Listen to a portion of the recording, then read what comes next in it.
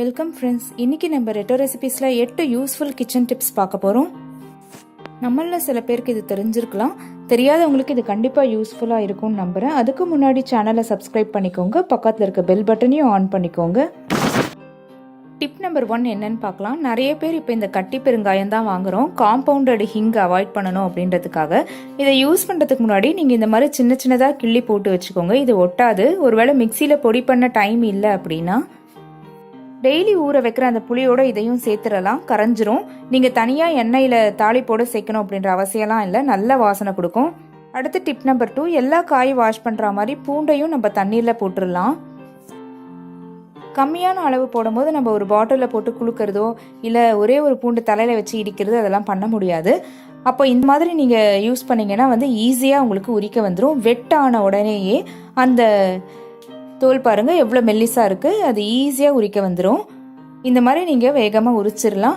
நீங்கள் எப்படியுமே காய் கொத்தமல்லி தழை அதெல்லாம் வாஷ் பண்ணும் போது இந்த பூண்டையும் அதில் போட்டு வச்சுருங்க. அப்போ அதுலேருந்து எடுத்து நீங்கள் வாஷ் பண்ணுறதுக்கு டெய்லி ஈஸியாக இருக்கும். இதை ட்ரை பண்ணி பாருங்கள்.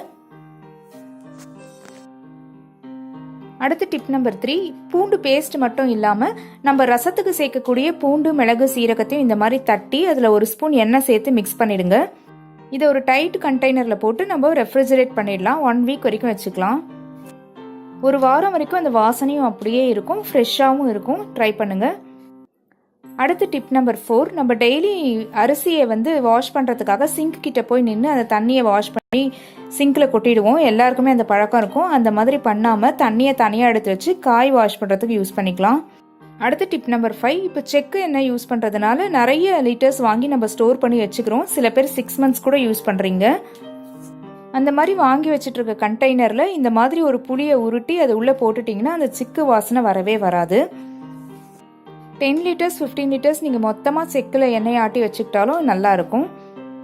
அடுத்து டிப் நம்பர் 6, வானலியில் எண்ணெய் சேர்த்து பூரி பொரிக்கிறதா இருந்தாலும் சரி, அப்பளம் வறுக்கிறதா இருந்தாலும் சரி, இல்லை பலகாரங்கள் செய்கிறதா இருந்தாலும் சரி, அதில் ஒரு சிட்டிக்கை நீங்கள் உப்பை சேர்த்துட்டீங்க அப்படின்னா ஹீட் யூனிஃபார்மாக இருக்கும். அப்போ முதல்ல ஆரம்பிக்கிற அந்த சூடு அடுத்து புகையாக வராமல் அந்த ஹீட் மெயின்டைன் ஆகிட்டு இருக்கும். இதை கண்டிப்பாக நீங்கள் ட்ரை பண்ணி பாருங்கள். பூரி டிஃபன் பண்ணும்போது நமக்கு நல்ல டிஃப்ரென்ஸ் தெரியும்.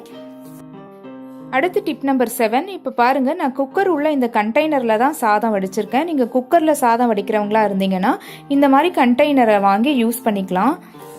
இந்த மாதிரி கண்டெய்னர்ஸ் யூஸ் பண்ணிங்கன்னா நீங்கள் எந்த குக்கர் வேணாலும் யூஸ் பண்ணிக்கலாம். உங்ககிட்ட இருக்க பழைய குக்கரே நீங்கள் யூஸ் பண்ணலாம். பயந்துட்டு ஸ்டெயின்லெஸ் ஸ்டீல் மாற வேண்டாம்.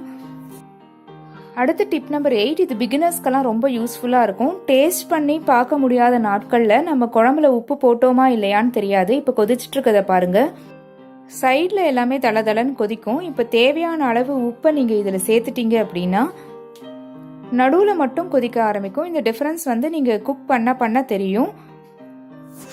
நீங்கள் பார்த்த டிப்ஸ் எல்லாமே யூஸ்ஃபுல்லாக இருக்கும்னு நினைக்கிறேன். இந்த அப்லோடு உங்களுக்கு பிடிச்சிருந்தா ஒரு லைக் கொடுங்க, சேனலை சப்ஸ்கிரைப் பண்ணிக்கோங்க, பக்கத்தில் இருக்க பெல் பட்டனையும் ஆன் பண்ணிக்கோங்க. மறக்காமல் உங்கள் ஃப்ரெண்ட்ஸுக்கும் ஃபேமிலிக்கும் ஷேர் பண்ணுங்கள். தேங்க்யூ.